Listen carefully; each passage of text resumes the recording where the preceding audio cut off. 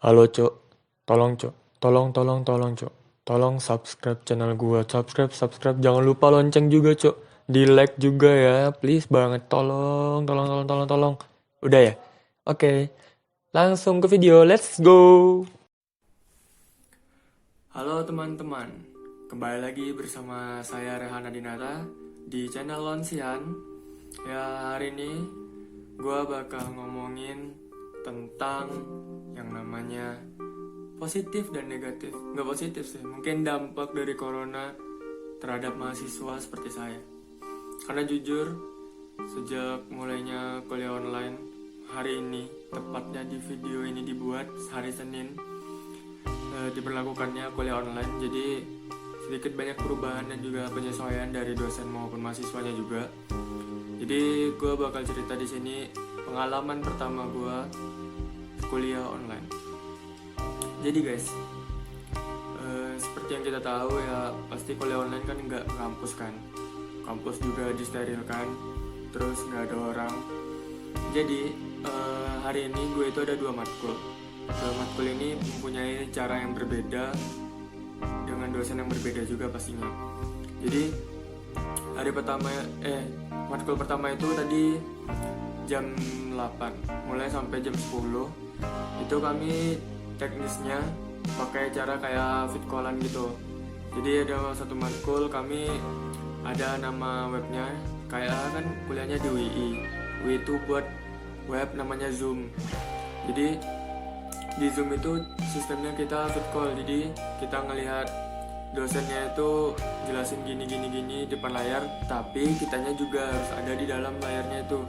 Jadi kesannya ya kayak gimana lah kalian fit call sama teman-teman kalian di WA ataupun di line gitu.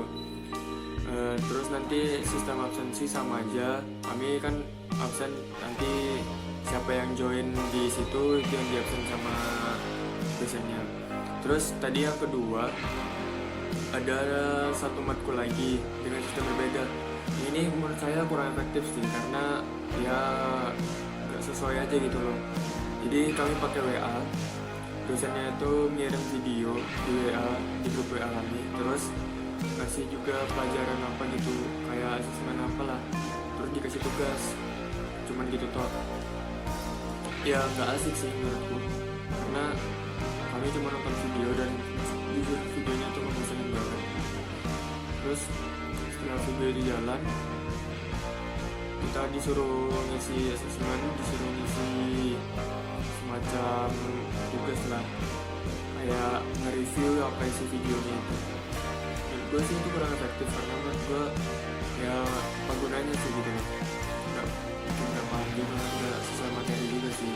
Mending dia jelasin tugas, habis itu kami ngerjain tugasnya apa, bukan ngasih video gitu loh. Jadi gue pengen bicarain tentang dampaknya menurut mahasiswa. Mungkin ini bakal beda-beda ya, kalau ini menurut pandangan gue aja sih. Jadi kalau misalnya kalian punya pandangan lain atau misalnya kalian beda sama gue, silahkan tulis di komen. Jadi gini, pertama, kuliah online of course banyak perbedaan.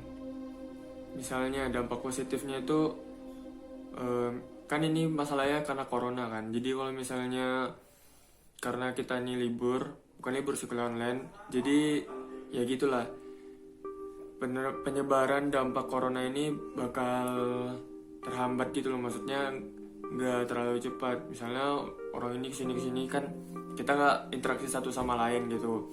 Banyak juga kok kayak misalnya stasiun televisi, tadi aku lihat dari IG-nya Mata Najwa juga pada telekonferensi aja. Terus Jokowi juga cuman fit callan doang sama menteri-menterinya, bahas ini itu. Ya mirip lah. Tapi masalahnya di sini kan mahasiswa itu nggak cuma di kosan aja. Dari pengalaman saya di lapangan, teman-teman saya itu karena libur ini bukannya pada stay di kos atau balik ke rumah, tetapi mereka pada jalan-jalan gitu. Jadi sama aja dampaknya gitu loh. Mereka keluar pergi. Ya efeknya apa kalau memang tujuannya dibuat kuliah online itu untuk nggak ketemu, nggak interaksi secara langsung kan, jadi sama aja menurut gue. Terus yang kedua positifnya sih untuk orang mageran sih, jadi lebih jujur aja gitu loh. Maksudnya nggak titip-titip absen, karena kan absennya dari situ kan, dari kuliah online.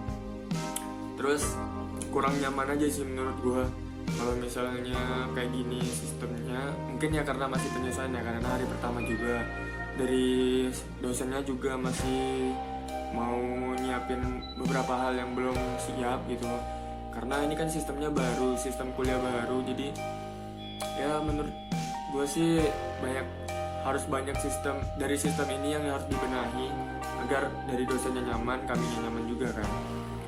Ya banyak sih. Terus gue cuma mau jelasin aja sih, kalau kalian yang belum tahu gimana kuliah online, kebanyakan ya biasanya sih kalau nggak push online nanti diadain terus ada lewat WA kayak gue tadi, atau fit callan, ngasih tugas online aja. Terus ada juga yang telekonferensi, bicara-bicara gitu.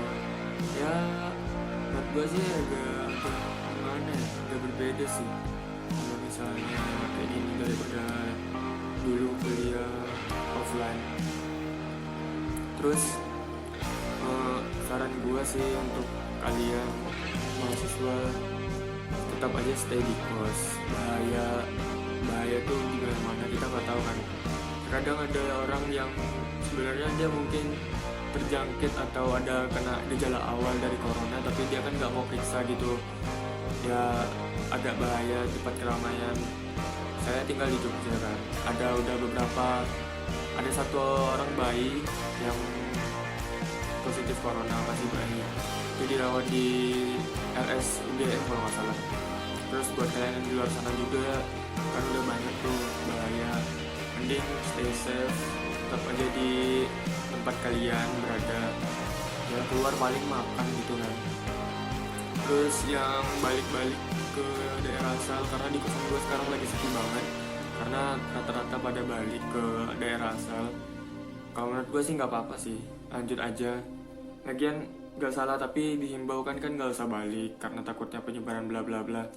Menurut gue kenapa sih, apa yang nyebar juga kan belum tentu yang balik ini pada kena corona juga. Jadi kalau misalnya mereka balik terus mereka stay di rumah, ya menurut gue sih kenapa enggak gitu sih, pemikiran gue gitu. Kalau menurut kalian beda, silahkan tulis di komen gimana, kita diskusi bareng aja. Karena corona itu sebenarnya masalah serius. Kenapa? Karena virus ini belum menemukan obatnya guys. Kalau udah ada cara untuk nyembuhinnya sih mungkin nggak terlalu separah ini sih kan, karena ya itu obatnya belum ditemukan aja, jadi agak susah aja gitu. Terus hal terakhir yang mau gue sampaikan, semoga Indonesia cepat sembuh dari corona, dunia juga. Beberapa hal kayak tadi pembelajaran, anak-anak SD, SMP, SMA kan juga pada libur tuh 2 minggu. Terus himbauan gue sih, orang tuanya tolong dijaga anak-anaknya supaya ya kurangin lah main di luar itu, kalau bisa di dalam aja kan. Ya sama aja kan kalau mereka diliburin tapi misalnya mereka tetap keluar, itu kan percuma diterapkan libur. Mending mereka stay di sekolah, lebih aman, ketahuan mereka di mana. Itu dari gua. Terus untuk pemerintah, semoga bisa nanganin kasus-kasus ini lebih fokus. Mungkin ya kayak pariwisata itu ditutup aja lah mungkin dari luar. Untuk turis-turis asing keluar atau masuk ke dalam tuh dikurung aja lah. Mending stay safe aja Indonesia, jangan diperbanyak lagi kasusnya. Insyaallah kita bakal sembuh semua, amin. Untuk yang udah kena corona, gue sampein doa dari satu Indonesia, berdoa untuk kalian, semoga cepat sembuh, gak ada lagi kasus-kasus yang meninggal karena corona. Stay safe buat semuanya, salam damai.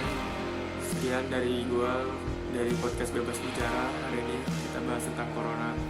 Thank you buat yang udah nonton. Jangan lupa subscribe dan like juga. Yang gak setuju tentang pendapat gue silahkan komen di bawah. Stay safe, see ya. Thank you udah nonton, bye bye.